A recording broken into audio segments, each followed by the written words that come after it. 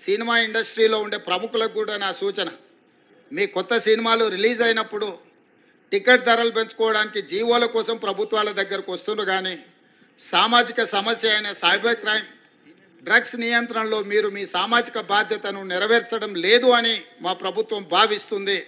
నేను మా అధికారులకు సూచన చేస్తున్నా, రేపు ఎవరైనా కొత్త సినిమా రిలీజ్ అవుతుంది, సినిమా ధరలు పెంచాలి అని ప్రభుత్వం దగ్గరికి అప్లికేషన్ వస్తే వాళ్ళు డ్రగ్స్ నియంత్రణ, సైబర్ క్రైమ్ నియంత్రణలో ఒక అద్భుతమైన వీడియో ఫుటేజ్ను ఆ సినిమాలో ఏ స్టార్స్ ఉన్నారో అదే స్టార్స్తో వాళ్ళు ఒక ప్రోగ్రామ్ మనకు చేసి ఇవ్వాలి.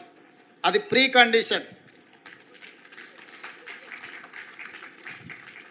నేను స్పష్టంగా మా అధికారులకు ఆదేశిస్తున్నాను, ఎంత పెద్దవాళ్ళు ఎవరు వచ్చి మనల్ని రిక్వెస్ట్ చేసినా వాళ్ళు సైబర్ క్రైమ్కు సంబంధించి, డ్రగ్స్ నియంత్రణకు సంబంధించి ఆ సినిమాలో నటించిన తారాగణం, ఆ సినిమా ప్రొడ్యూసర్స్ 1.5-2 minutes నిడివిగల ఈ సమాజాన్ని పట్టి పీడిస్తున్న వీటికి వ్యతిరేకంగా వాళ్ళు మనకు వీడియో విజువల్స్ తీసుకొచ్చి ఇస్తేనే వాళ్ళకి ఏమైనా వెసులుబాటు సౌలభ్యాలు ఇవ్వాలి.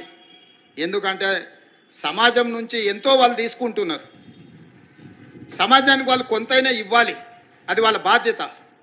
అట్లా కాకుండా మేము 100 కోట్లు పెట్టుబడి పెట్టినాం మా సినిమాకు, మేము టికెట్లు పెంచుకొని మేము సంపాదించుకుంటామన్న ఆలోచన ఏదైతుందో మంచిదే, మీ వ్యాపారం మంచిదే, కానీ సామాజిక బాధ్యత. డ్రగ్స్ నియంత్రించకపోతే, ఈ సైబర్ క్రైమ్లో నియంత్రించకపోతే ఈ సమాజమే నిర్వీర్యం అవుతుంది. ఈ సమాజాన్ని కాపాడాల్సిన బాధ్యత, ఈ సమాజానికి సహకరించాల్సిన బాధ్యత సినీ పరిశ్రమ మీద ఉన్నది. కాబట్టి ఎవరైతే ఏదైనా ఈ ప్రభుత్వం నుంచి ఏదైనా సహకారం కావాలి అని వస్తే వాళ్ళు సమాజానికి సహకరించాలి. ఇది ఒకటే మా ప్రీ కండిషన్. మా అధికారులకు కూడా నేను సూచన చేస్తున్నా. And at the same time మా సైబరాబాద్ కమిషనర్ అవినాష్ మహాంతి గారికి కూడా నా సూచన, ఎందుకంటే మ్యాక్సిమం సినిమా షూటింగ్స్ మీ ప్రాంతంలోనే అవుతాయి లేదా రాచకొండలో అవుతాయి. వాళ్ళు సినిమా షూటింగ్లకు పర్మిషన్కి వచ్చినప్పుడు మీరు ఈ రిక్వెస్ట్ను వాళ్ళ ముందు పెట్టండి. వాళ్ళు ఏమన్నా సినిమా తీసుకొని, కానీ ఆ సినిమాలో ఉన్న తారాగణంతో ఈ డ్రగ్స్ నియంత్రణ కోసం, సైబర్ క్రైమ్ నియంత్రణ కోసం 1.5-2 minutes నిడివి కలిగిన చిత్రాన్ని మనకు ఒకటి వాళ్ళు తయారు చేసి మనకి ఇవ్వాలి. అట్లా ఇచ్చిన వాళ్లకు ప్రత్యేకంగా రాష్ట్ర ప్రభుత్వం వెసులుబాటు కల్పిస్తుందని మీరు చెప్పాలి, వాళ్ళకు సూచన చెయ్యాలి అని చెప్తూ, రాష్ట్రంలో ఉండే అన్ని థియేటర్ల యజమానులకు కూడా నేను ఐఎన్పిఆర్ డిపార్ట్మెంట్కి ఈ వేదిక మీద నుంచి ఆదేశాలు ఇస్తున్నా.